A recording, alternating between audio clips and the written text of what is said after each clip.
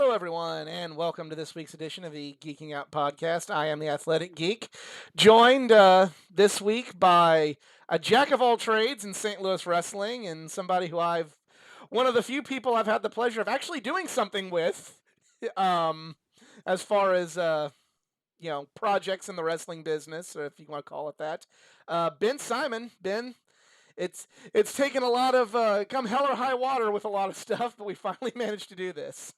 Well, Eli, yeah, thanks for having me and congratulations on your new house. That's a big move, very exciting stuff. And I'm happy to be here today on Geeking Out. Yep. So my first question is the standard question. Were you a wrestling fan before you got involved with it, or, and what was it about pro wrestling that made you a fan? Yeah, like most of us, I was. My dad got me interested when I was very young, in the early 90s. But I didn't really become a super fan probably until I was 9 in 1997.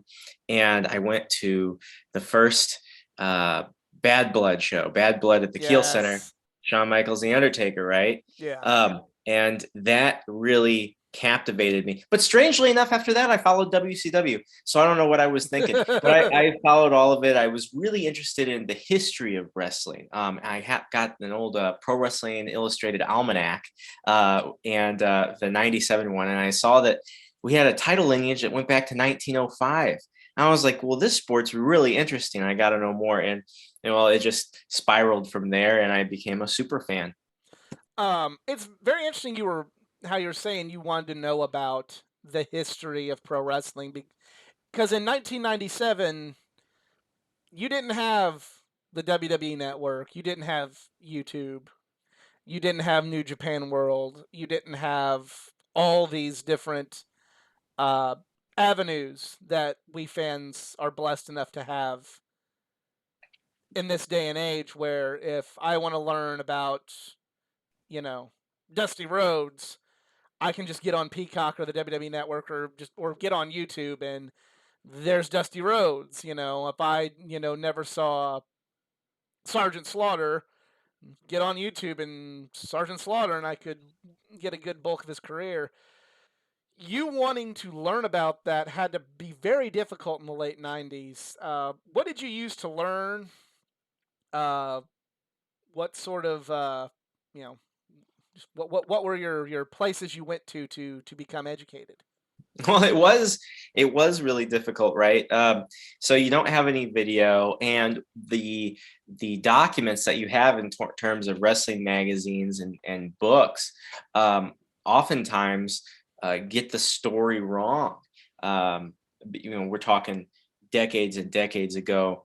Um, a lot of the stuff I have was incorrect, and uh, it's like the apocryphal story that the National Wrestling Alliance goes back to 1905. Of course, it's not true. It goes back to 1948, and then they kind of assumed the National Wrestling Association lineage before that. Without getting too far in the weeds here, Right.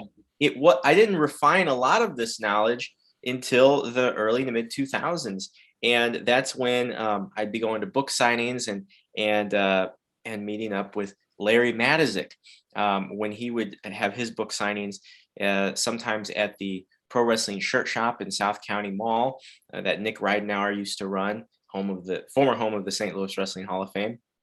And I'd always just ask questions there that probably no other 18-year-old was asking, because there's really just this history that's buried under the sands of time, and a lot of it is lost. A lot of the knowledge is lost. I talked with my friend Drew Abbenhouse, who's another ring announcer in the area for SICW, very frequently. Just talked to him last night, actually, and we're always coming up with these really obscure, even to this day, these obscure footnotes from the 70s and the 60s, from these results from the St. Louis Wrestling Club right here in the Gateway City. And it's like, did you know about him, or do you know about her, or who was that under the mask? Did Larry ever say anything? And unfortunately, sometimes Larry didn't say anything, and he's since passed. So, that's just a little hobby of ours. I think it makes wrestling so much more interesting when you know the history, and even sometimes the distant past of the sport. Everybody in baseball can tell you facts from like the 40s, it seems, but Right. wrestling, it's a foreign land. You mentioned Larry Matuszek, and a lot of us who live in this area, we know who Larry Matuszek is, and we're aware of what he meant to wrestling in this area. But for listeners who aren't from the St. Louis area, could you explain who Larry Matuszek was and like why he is such an important piece of pro wrestling, not just in St. Louis, but just in the NWA in general? Well, Larry started as about a 16-year-old journalist who was writing stories for the wrestling matches coming up at the Kiel Auditorium and a little bit later on the arena here in St. Louis. And he, for those of you who don't know, Sam Muchnick, who was the promoter here for many decades here in St. Louis, was had a sports reporting background himself and perhaps had a soft spot for Larry. Larry eventually, he was working in the office as a 16-year-old, okay, not exactly the right-hand man back then, but after a while, he was the heir apparent to take over the entire company. And this is the crown jewel of the National Wrestling Alliance during those days. We're talking in the 70s. And so Larry was the right-hand man to the promoter here for many years. And when Vince McMahon and the WWF territory expansion happened, well, Larry went to go work for Vince because Vince became the only game in town. So from 84 to 94, he actually worked for Vince McMahon. Not a lot of people know that. Larry Matuszek was there during the Doink the Clown days. So he didn't agree with it, Among other things from 84 to 94, let's just... Yeah, he was telling the stories about how he'd usually be the lone voice in the room. Honestly, I'm surprised that Larry lasted with Vince that long, but he always tried to keep the St. Louis vision alive, even whenever Vince and the WWF came to town. He tried to make it feel like St. Louis, even though it just wasn't the same.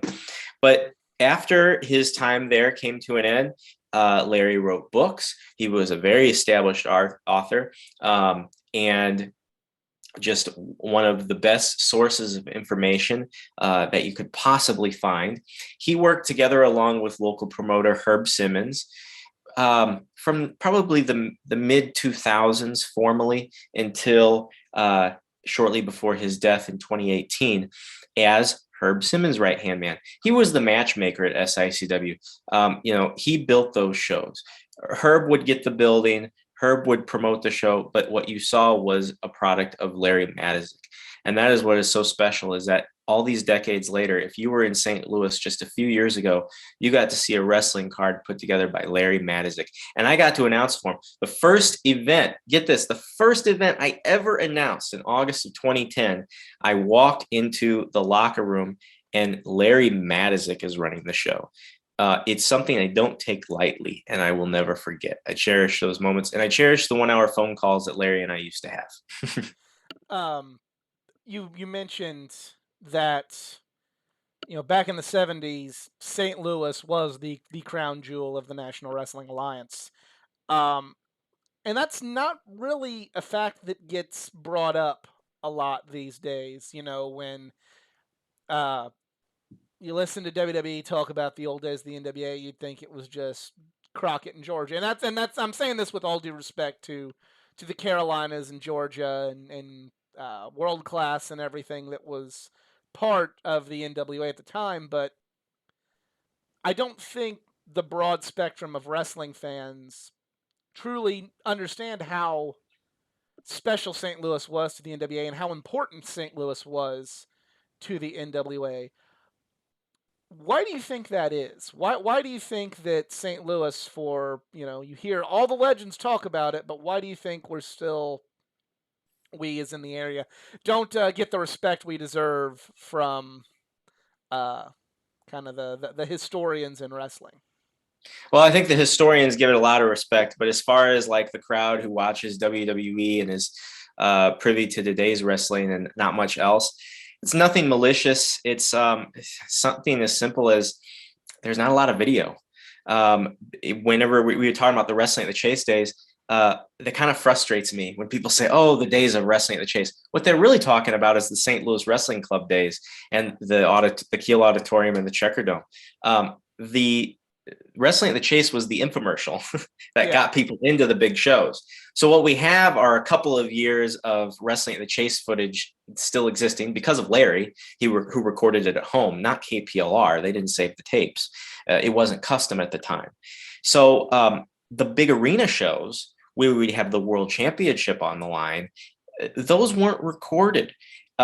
Anything that you will see from the Kiel from those glory days is from Japanese television, because it would be specifically recorded for Japanese television. They'd air it in Japan, and so it'd be a dub of the Japanese tape. It's really bizarre. You're watching something local, but you can only see the Japanese version of it. But that's, I think that's the simplest thing.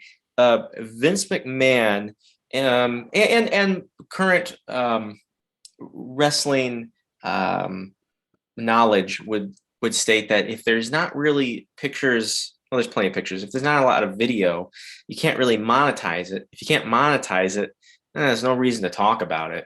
And that's capitalism. You know, I'm a capitalist, but one of the unfortunate things about that is, our beloved St. Louis wrestling days from decades ago, and it's beyond the 70s. I mean, before Sam Muchnick, Tom Pax was promoting here. We're talking about the 20s until 1983 or 4. And St. Louis was, something about St. Louis as far as a wrestling town. St. Louis was not a wrestling territory. This is something that gets misconstrued. Wrestling was, by the way it was organized, special. It was a wrestling city. It was not a territory. It was a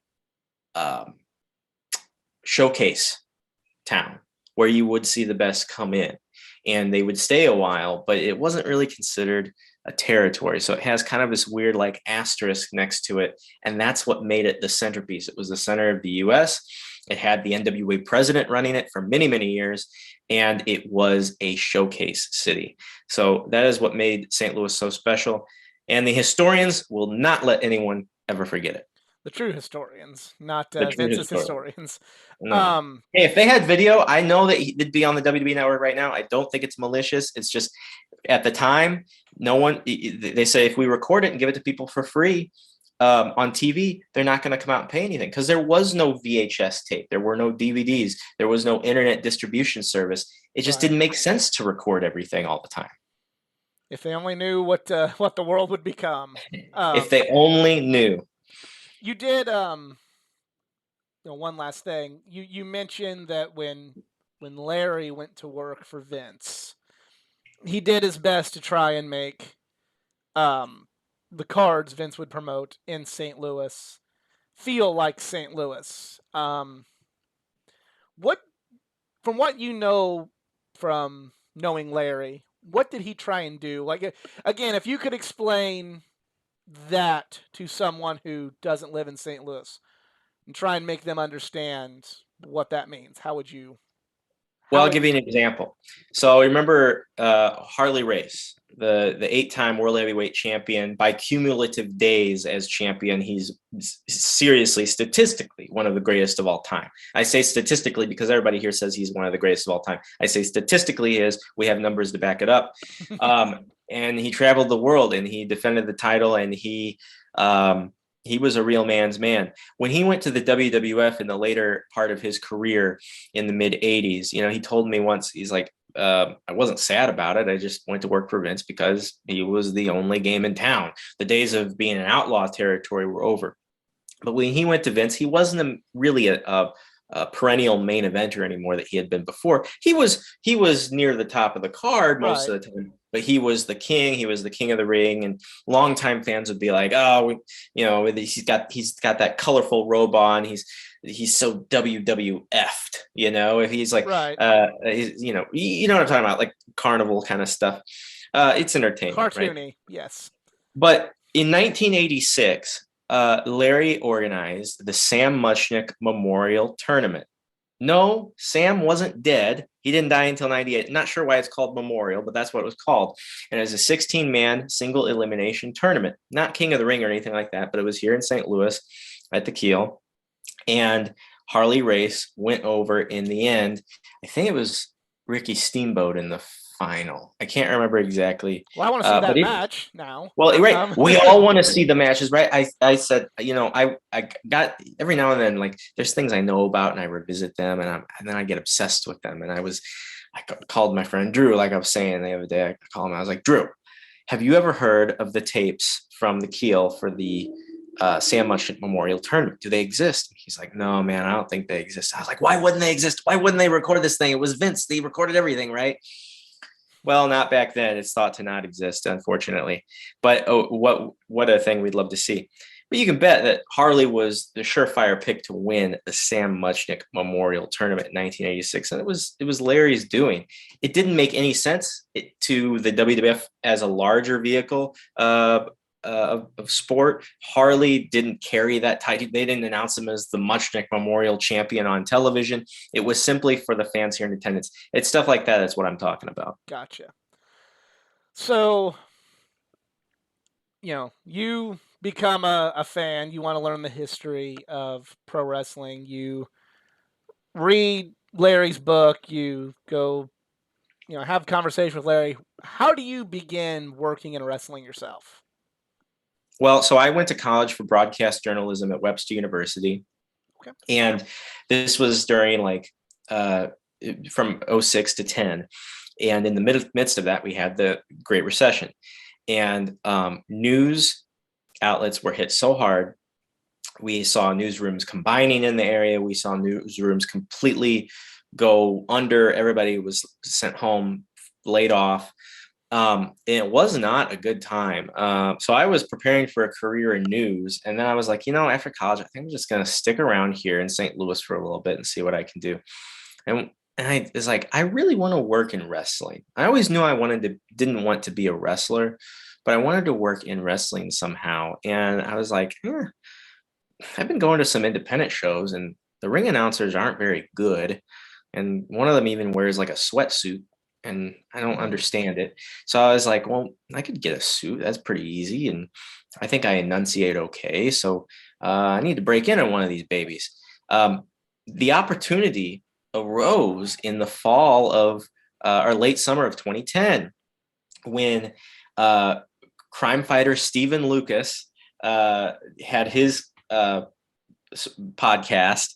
And he had Tim Miller, who was working with the MMWA SICW at South Broadway on the show. And Tim Miller said, we're going to have this open door policy. We want wrestlers, referees, ring announcers. We don't care. You name it, you come and try out on August 19th, 2010. And I was thinking, oh, that's cool. Now, in retrospect, they didn't need announcers. They hardly needed referees. It was really just bluster, what Tim was talking about. But I went there to the East Carondelet Community Center where Herb Simmons still promotes to this day. We had the open tryout. I didn't take any bumps in the ring, but I introduced the wrestlers, learned who everyone was, first of all, and then did some dummy commentary on some of the matches. And they said, come back Saturday. That's what Herb Simmons told me. And I was the first one from that open door tryout to get to work a show 2 days later. And that was it, August 21, 2010, at the East Carondelet Community Center in East Carondelet, Illinois. And from there, it's just a simple game of networking. I worked South Broadway a couple weeks after that because Tony Costa, the promoter at Broadway, and Herb Simmons were very close. They're like this for many, many years. And so I guess this is audio only. I have my fingers crossed. They were really tight, Tony Costa and Herb Simmons. And so from there, Lenny Mephisto, for the promoter of Pro Wrestling Epic back then, independent hardcore wrestling, he found me and he said, hey, come work my shows. And from there, if people say, oh, you're good, or you can work on this, the proof is in the pudding. And if people are wanting to book you on their shows, you're at least that good. So I am always trying to improve and network and get bigger and better and try to not leave the city because I love St. Louis, but also be available to the larger promotions so I can work outside of the city. You talked about SICW and MMWA, and again, kind of talking about much like the St. Louis kind of flying under the radar for what it meant to the NWA back in the 70s and 80s. The independent wrestling scene in St. Louis seems to really fly under the radar of the buzz that a lot of independent groups get these days. What do you think makes the independent scene in St. Louis so special, and of all the different promotions that are running current day? Well, I think the independent wrestling in St. Louis is definitely getting better. I think it's been steadily moving upward since 2017. Um, there have been times when it was just really bad, and you can still go places and see some bad indie wrestling in St. Louis, but at least mediocre. But I have a little metric that I judge promotions by, and that is how much they're able to charge for ticket price and actually have people come and sell out the building. How many notable personalities they bring in. I'm not just talking about autographs. I'm talking about like a Myron Reed who wrestles in MLW or Jake something, right? Those kinds of folks who are notable around the country, bring them in and work those, the out of town talents. We're talking about production value. How can we see these people? Do they stream live? Do they post a show that's recorded? Do they have good lighting? Do they have good sound? It makes a big difference from just setting up one camera, and have it be blurry and you can't hear or see anything. Will you be able to sit down and watch this and it is enjoyable? That's production quality. Oh hell, what's the last one? Something maybe distribution like TV or internet, which I kind of glanced over earlier. St. Louis companies are getting better at that. And and people listening might be like, oh, Ben's tooting the horn of all the places that he's working. And they're right. They're right, but not solely because I'm working for them. It's simply because I happen to be working at all the right places. I'm very, very impressed with the strides that Glory Pro Wrestling, World League Wrestling, WrestleMax have made. And I'm very excited about Granddale Wrestling coming up, because these are companies and shows that have good production quality, and they bring in the out of town talent, and they're able to charge a premium price. Look, from a fan's perspective, I know that they don't want to hear that. They want the cheap prices, right? Everyone likes cheap prices because we're looking at $4.50 a gallon for gas right now. I mean, it's out of control. But as far as like judging the quality of a promotion, you're going to get what you pay for. And if you're paying $20 and up for a ticket, that's premium in St. Louis for an independent event. You're going to get a good show. And we're able to do that more and more, not because of greed. It's just because the quality of the shows are improving. And I am so excited about that. Yeah, I'm very excited too. It's really as a someone to me, I'd never really thought that the scene was bad in St. Louis. Like I've always been like, this is awesome. Like why? Well, it's never been like bad, right? So you can Right. go somewhere and see bad I'm not trying to say that you said it was bad. It was just right. kind of like I was watching LWA back in the day. I'm like, why isn't this as big as CZW or IWA Mid South? Like that was kind of I had that in St. Louis Anarchy to this day. But even in that early 2010, I'm here like, why aren't people talking about St. Louis Anarchy like they're talking about IPW? Like this is to quote Vince, it's good shit, pal. Why aren't we talking about it? But it just never really got that buzz. And a lot of it is distribution and who we've seen very good companies in the area that have struggled to gain a foothold because their one and only mission was to get on KPLR 11 right. Or to get a streaming deal with Fight, and it never happened. And then they just they go under. So sometimes companies are in holding patterns kind of for a long time while they're trying to get that distribution so that people outside of the city can learn of their product. And it's not just a live event business in St. Louis. It's something you can maybe come down to if you're in Indianapolis, or you can watch if you're in Ocala, Florida. These are destination events, destination streams. Mm-hmm. So that's what I think that's making a lot of the improvement in wrestling in St. Louis possible right now. The other thing about St. Louis wrestling that I find very interesting is you have like quite the diversity in what the products are, because you mentioned MMWA and SICW, and you watch those shows and that's a completely different style of wrestling or tone as your Glory Pros, your St. Louis Anarchies, your WrestleMax. Um, how do you think that usually there's every city has just like one sort of style. Like Philadelphia kind of had hardcore, and New York kind of has kind of the grandiose kind of style, and you know California is one way. Why do you think St. Louis is able to have promotions that give different sorts of if you're a fan of a style of wrestling, you can find in St. Louis. What do you think it is that gives about the city that does that? About the wrestling scene in the city. I think most people, when presented with this question, would come up with something that sounds intelligent. But I think the true answer is there's not much of a. Oh, my girlfriend Beth is here. Hi, Beth. I'm doing a podcast. Okay. Yeah. I don't think there really is a modern St. Louis style.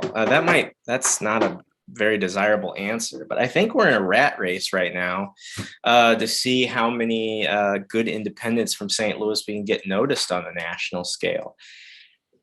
When I look at classic St. Louis wrestling, St. Louis classically was always a sports pro wrestling town where everything was treated seriously in the presentation on television. You have wild brawls, but it would be in the context of a real kind of street fight. When you have wrestling at the chase and the keel, you had results, okay? You had a win and a loss for a wrestler, and title lineages mattered. That's why the Missouri Championship started in 72, is because they were screwing around with the Central States title in Kansas City, and Harley was defending it after he had lost it. So the sporting aspect mattered. But in modern pro wrestling, I don't know. I think it's all about the individual. I think it's about the individual promoter who can lead their company to a certain amount of success. I wish I could say there's a modern St. Louis style, but we just got to get that distribution. Mm-hmm. So I know this started getting promoted a couple years ago, but that damn COVID, that damn pandemic kind of threw a wrench into that. Granddale Wrestling is something that's been talked about for a while, and I've following the page, always been interested, but I was asked, what is Granddale Wrestling? What can you tell me about this promotion? What can we expect from this promotion? Eli, I used to be front and center in this damn thing. I don't know. I took me off of the video. They took my profile off the website. It's almost like it's about the wrestlers now, which it always should have been. And it's going to be so exciting. I can't wait for April 30th at the Granddale Theater in Midtown St. Louis. All the tickets are $25. The basis behind this event, and actually seconds ago, if you heard a ding, that was my buddy Alex asking me, what is this Granddale wrestling thing? I'm not even making this up. He said, are you involved with this Granddale wrestling thing? So everyone's talking about it. And we want to sell this place out.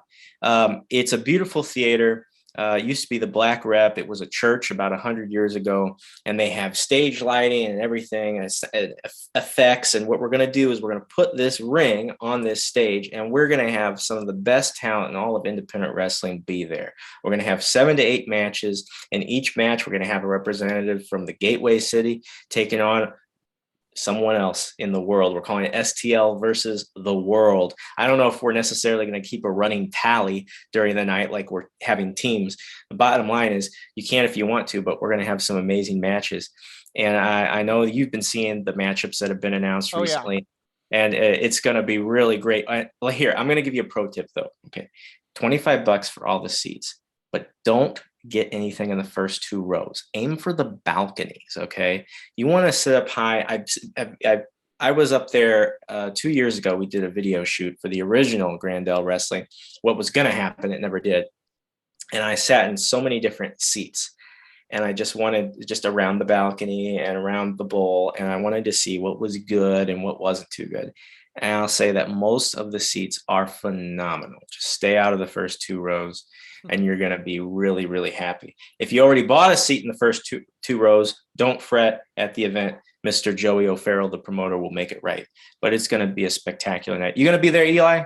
I will definitely try. I'm putting you on the hot seat. I want to go, especially with the match that I just saw announced. Definitely gotta make time for that one. But anytime, as I've learned the last few weeks, if you really wanna prove that the world has a sense of humor, have a plan. Yeah. And watch things go to hell. I'll tell you what I'm looking forward to. Davey Richards and Samurai Del Sol. Yep. The former cruiserweight champion of the world, former U.S. champ, formerly Kalisto in WWE, Samurai Del Sol and Davey Richards. This is going to be a clinic like no other. And Davey Richards, we've been talking to him about this match, and he is going to be on his A game. You are going to see prime Davey Richards in this match. Everything is so much pride on the line here for this one. You got Tooty Lynn versus Deonna Perazzo, the champ.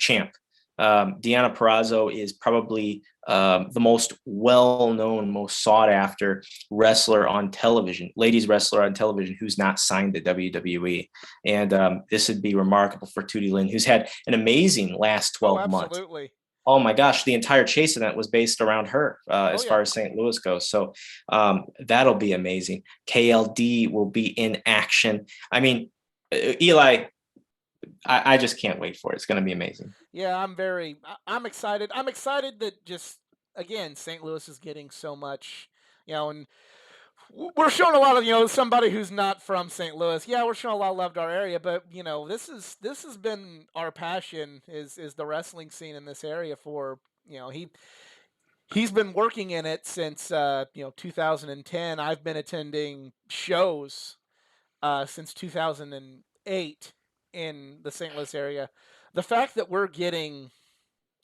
I'm just a fan, but we as St. Louis um, are just getting all this talent now, is definitely exciting for all of us. You don't have to go, kind of piggybacking off of something that you said a minute ago, and you don't have to go into too much detail, but you said in 2017 things got really better. There was kind of around 2017 a bit of a gamble taken with a prominent St. Louis wrestling promotion, St. Louis Anarchy. I'll come out and say it, and it didn't necessarily pan out the way it was supposed to. Mhm. What you being involved in the wrestling scene at that time, what was your opinion of all of that going on with the the NWL, with Kansas City versus Missouri, and the Versus risk St. Louis. or Kansas City versus St. Louis, yeah, and all this different stuff going on. What can you tell me about that, and what did you think about the idea, and why do you think it didn't? And I say this with all due respect to everybody involved, why it didn't pan out the way they wanted it to. Well, I loved it because I got to be the ring announcer. And St. Louis Anarchy was using Sarah Rose at the time.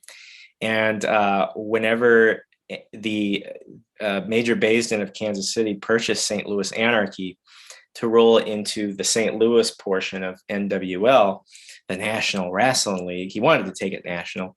I made the proposition directly to him and Chris Goff, who ran Kansas City. I said, "Hey, let me be your ring announcer. Like, I really need to do this because I knew this was going to be a big project. I saw their social media stuff, and regardless what you thought of the City versus City marketing campaign, it was well done. Like, it all looked really good. Their artwork looked amazing. Their logo was top notch, and their social media just was well presented. There wasn't stuff that was misspelled, and so it just looking at it, I knew it was going to be potentially pretty big. And I was like, it's not a question of like, can I work? I was like, I need to do this. It's just too close to home for me not to do. Like, it would be doing myself a disservice. So yeah, I started with the NWL. They ran for from January 17 to April of 18, and they had the City versus City marketing campaign. NWL St. Louis versus NWL KC, and it didn't work because it didn't seem even. It didn't seem equal. Everyone knew that the owner was from Kansas City. Everyone knew that Kansas City had more sponsors, and everyone knew that Kansas City had TV and St. Louis didn't yet, and they didn't end up ever having TV. And so St. Louis started to look like the stepchild a little bit more and more as time went on. And we were trying to make it seem equal, with this I-70 series rivalry. But it was the St. Louis fans weren't buying it. If anything, it was like we were destined to be the losing team, and I don't disagree with that. And so in the summer of 17, they ditched that campaign. And I'll tell you a funny story, actually. Whenever they were interviewing me for the NWL announcing, it was Major Baisden and Chris Goff and a guy named Travis Scott Bowden. Travis Bowden was an influential character in Memphis wrestling in the 90s. Did he not play like the nephew of the football coach Bobby Bowden? Was that him? He might have. I don't know too much about that, but he was definitely a bad guy, and he got under the skin of Jerry Lawler every now and then. But Travis Bowden actually just passed away unexpectedly. But he was the guy who came up with Kansas City versus St. Louis, as far as I know. And someone's going to be like, "Oh, you don't have the whole story," but as far as I know, he's the guy. And he came up with a lot of the campaign stuff, and it was smart. And they said, "Well, Ben, what do you think of the marketing of the NWL?" And I said everything I just told you. It was very slick. And they said, "What do you think of St. Louis versus Kansas City?" And I was like, I don't know. I mean, I like the idea in general, but the posts are a little bit petty. Like, it was just interviewing random fans outside of Arrowhead Stadium, talking about how St. Louis sucks. Like, it just seemed like a feud for the sake of a feud. It wasn't anything that was built organically. And there was just silence on the other end. And I was like, well, just blew my shot. I thought they wanted the truth, I thought that's what they wanted, but I think they were just disappointed. But they took me on. They got rid of that idea. A lot of people think it lasted until the end of the NWL, but no, they turned directions on that. They got rid of it in the summer of 2017, and they brought all the St. Louis wrestlers and old names back. Jay Lutz became Gary J. The besties were Vega and Fitchett again. So, they tried to correct that. What it was in the end that did the NWL in was Major Baisden just wasn't making the money he thought that he could make. And he went in for a year, and he pulled out suddenly. And that's what business people always do. They don't ever give you a heads up. In wrestling, we're always so damn dramatic. Be like, well, I don't know how much longer we're going to be around in my little independent organization. No, business people, they just pull the plug and the doors lock the next day and no one can get into the office. That's just because if you're not giving it 100, if you convey a sense of dismay to your employees, it's already over. So it was really sad when it closed. Kansas City was a huge loss for Kansas City. Those guys didn't have hardly any wrestling at all. They had KCXW, which is which is a good promotion, but it's not what the NWL was. And that was like it at the time. St. Louis had like 10 other companies. We're like, business as usual. Back to the Indies, boys. Poor Kansas City. I always felt bad for them. Why do you think it was that they felt the need to change kind of the identity of the St. Louis guys a little bit more than from the outside looking in? There were some changes, but it felt like the Kansas City guys for all intents and purposes, got to stay the Kansas City guys.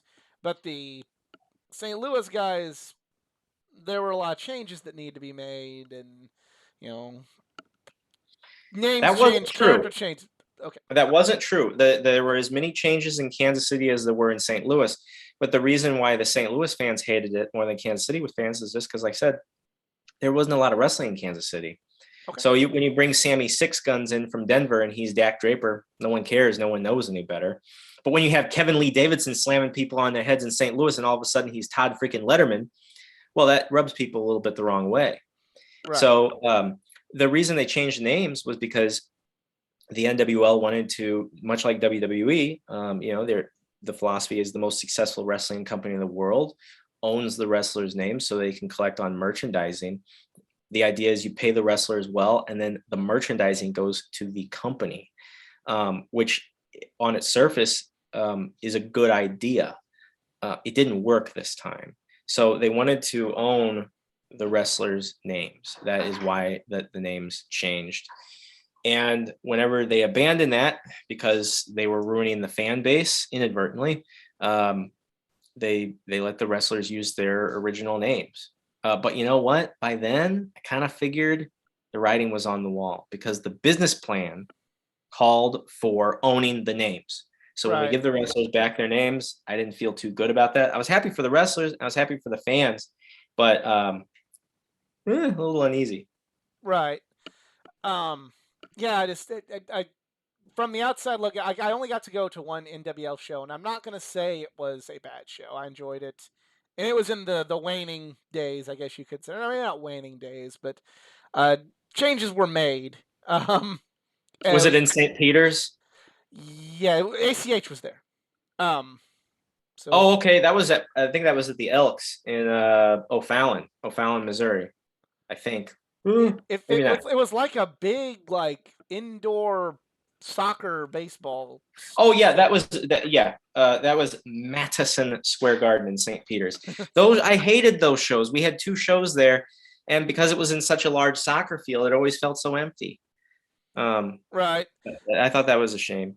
But the Um, Castle Elmo was a neat place. and I remember like thinking like this was a good show, but like I had went into this thinking like, okay, this is St. Louis Anarchy. You know, these are still the same guys at least. You know, that's still Evangelistico wrestling. That's still Gary J wrestling. That's still Davey Vega wrestling.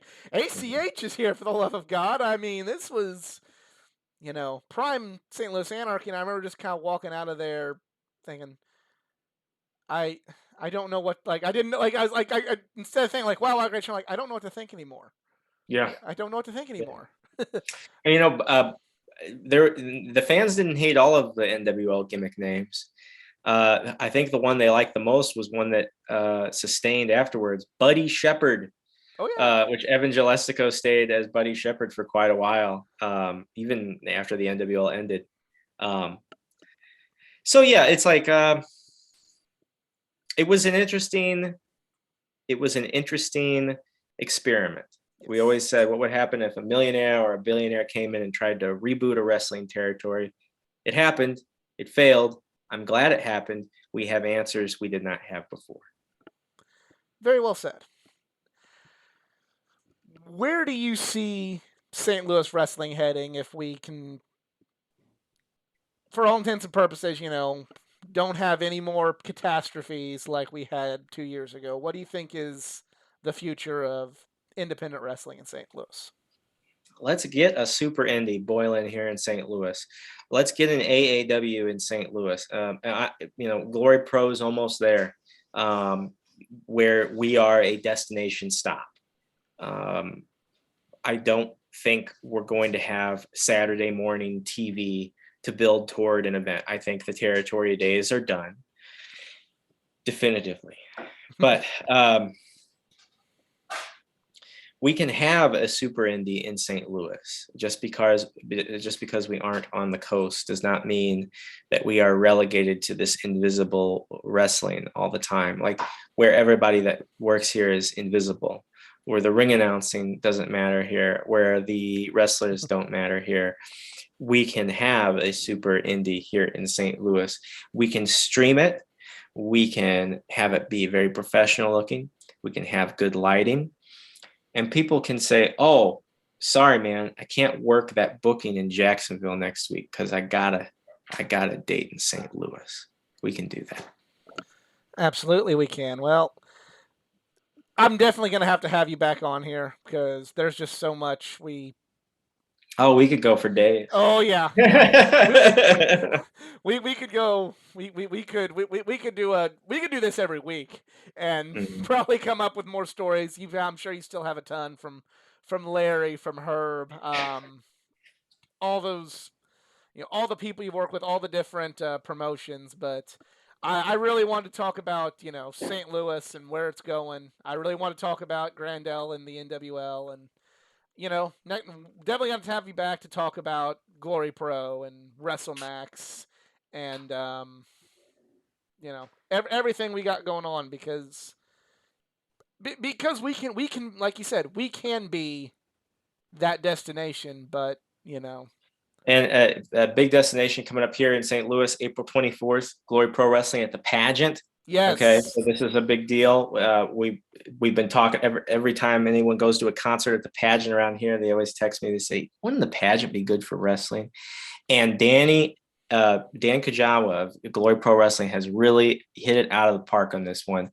And Glory Pro will debut at the Pageant. I'm super stoked for that. And then just a week later, Joey O'Farrell's long-awaited Granddale Wrestling in Midtown St. Louis. If you can, I wish we had a combo pack to sell, but they're two different shows, so they don't. But right. if you're out of town, come here and stay a little bit, or make 2 trips because it's going to be amazing. I'll be making the 2 trips. I claim St. Louis, but I'm still an hour and a half away. But You're that, close enough. that's not. I learned from going to New York for WrestleMania. Oh, an hour and a half to get from here to there, no problem. Mhm. If you want to Yeah. get from here to there, and that's the same city. So, Mhm. well, Ben, thank you so much for doing this. Thank you for bearing with me through all the snags and the stress. Of course. No problem. No problem. And where can they find you on social media? I'm at the Ben Simon on Twitter, and you can find the show because I do host a podcast myself, the Granddale Wrestling Podcast. You can find them on Twitter at Granddale Wrestle, and then I have a website, bensimonmedia.com, but need to update that.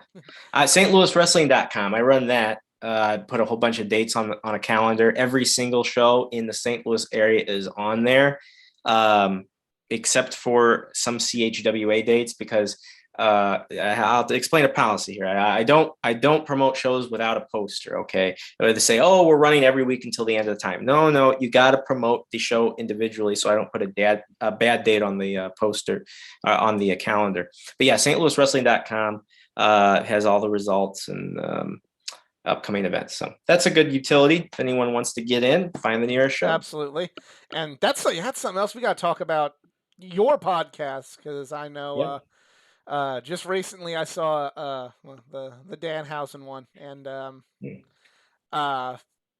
I always wasn't sure I got Danhausen, and then I saw the just Now you really don't get Danhausen. Yeah.